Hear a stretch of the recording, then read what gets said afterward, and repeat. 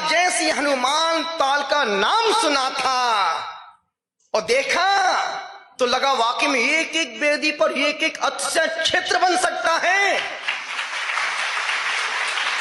और यदि उस हनुमान ताल के मंदिर को जीवंत करने का श्रेय किसी को जाता है तो मुनि पुंगव सुधा सागर जी महाराज को जाता है।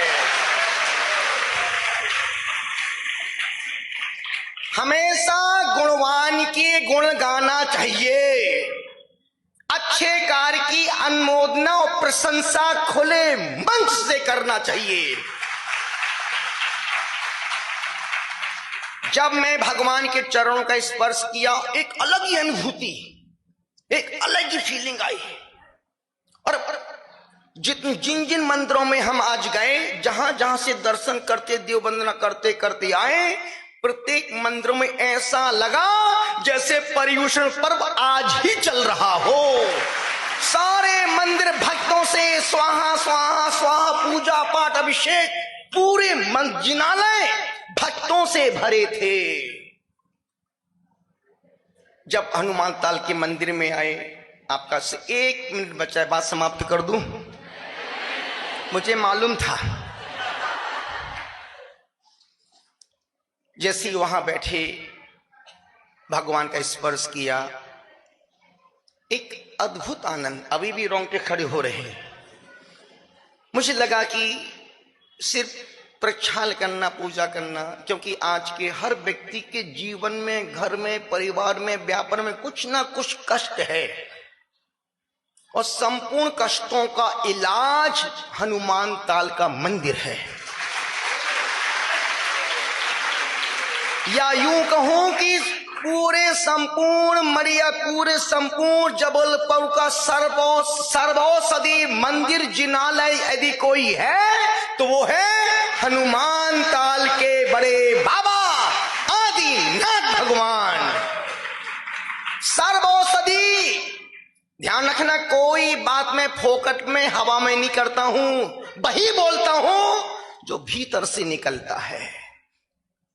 और ना मैं खुश करने के लिए चापलूसी करता हूं, वही बोलूंगा जो भीतर से आवाज आएगी। मुझे लगा कि हनुमान ताल का मंदिर, सुबह भी कहा था आप 100 जिनालयों के दर्शन करके आओ और एक हनुमान ताल के, और अब बोल रहा हूं आप 100 अतिशय क्षेत्रों के दर्शन करके आओ और एक बार हनुमान ताल के मंदिर में बाबा के दर्शन करने जाओ। अब आपके काम की बात कर रहा हूं। यदि आप बहुत परेशान हैं, दुखी हैं, चिंताएं, दुख दूर नहीं हो रहे, कुछ मत करो। सिर्फ महीने में 2 बार, या तो अमावस्या के दिन या फिर पूर्णमासी के दिन, अब यदि घर में खूब परेशानी, कोई बीमारियां पीछा नहीं छोड़ रही हैं, कुछ मत करो। अमावस्या के दिन एक श्रीफल को अपने पूरे घर में घुमाओ और श्रीफल को लेके बाबा के पास जाओ और भगवान की 108 परिक्रमा लगाओ, एक दीपक जला करके। आप देखना दिव्य मंगल पाठ में सिद्ध भक्ति लिखी है, प्रकृति कुंदकुन स्वामी की अशरीरा जीवघड़ा। यदि आपको वो पढ़ना आती है और नहीं आती तो सीख सकते हैं। यदि आप उस श्रीफल को लेकर के जाओ, भगवान की 108 परिक्रमा लगाओ, दीपक जलाओ, बोल करके भगवान मैं अपने घर से इन कारणों से परेशान हूं, मेरे घर की सारी समस्या गुरुदेव प्रभु आपके चरणों में सौंपता हूं, मुझे कुछ नहीं, बस घर की शांति, चेहरे की प्रसन्नता बनी रहे।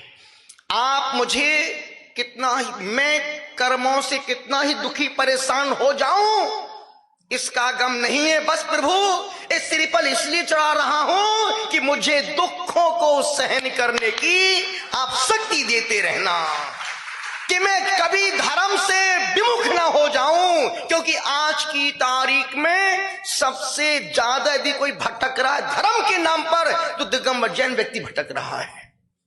सबसे ज्यादा भटकने वाला कौम यदि पूरे देश में कोई है धर्म के नाम पर तो जैन व्यक्ति ही है। आप जैन व्यक्ति को शुक्रवार के दरगाह में पा जाओगे। हम अजमेर में थे, एक सज्जन 13 साल बाद है। हमने कहा यार बाबू तू 13 साल बाद पहली बार दिखा?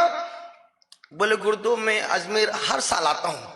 क्या अजमेर किस लिए? बोले गुरुदेव मेरे बहू के बच्चे नहीं हो रहे थे, एक किसी मौलवी ने कहा था कि तू अजमेर दरगाह शरीफ में चादर चढ़ा के आएगा तेरे बच्चे हो। संजोग कहो निमित्त कोई भी बन सकता है। यदि वह व्यक्ति किसी संत के पास जाता बोल जाओ तुम पदमपुरा जाओ भगवान के पास सिर पर चढ़ा के आओ तो बच्चा हो जाता। निमित्त कोई भी वो, संजोग कहो वो वहां गया चादर चढ़ाई और 3 महीने बाद उसकी बहू प्रेग्नेंट हो गई। आज वो अभी फिर मिलाता मेरे को। बोले गुरुदेव मैं हर साल वहां जाता ही जाता हूं। कभी आपने देखा कोई मुसलमान दिगंबर जैन मंदिर में आ रहा हो? मुसलमान ने कभी धर्म से समझौता नहीं किया, पर हमेशा समझौता करते दिगंबर जैन व्यक्ति। खाने के नाम पर समझौता, त्याग के नाम पर समझौता, कोई कठिन नियम हो जाए तो उसमें गली निकालने का समझौता। सारी गलियां दिगंबर जैन समाज के पास मिल जाएंगी। खाने से सोने तक, सोने से चलने तक, चलने से कमाने तक, कोई कुछ भी हो जाए गलियों का मार्ग निकलता है तो दिगंबर समाज के पास से निकलता है। निवेदन कर रहा हूं चूंकि अभी मुझे यहां से 5 किलोमीटर कितना जाना है, 6 किलोमीटर जाना, चलना मरना तो हमको ही है। तुम तो गेट के बाहर जाके बोलो जाओ जाओ गुरुदेव, जाओ जाओ गुरुदेव।